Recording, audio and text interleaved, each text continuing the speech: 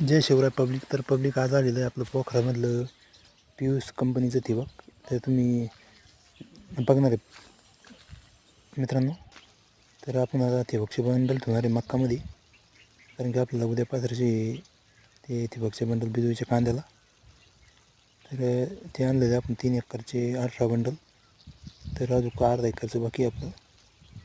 तर ते नंतर आपण मागून घेणार आहे मित्रांनो. तर ते सोबत आलेलं आहे तोट्या, वायसर, होलपाडाचं गिरनर मशीन आणि वाल फिल्टर, एक एल्बो.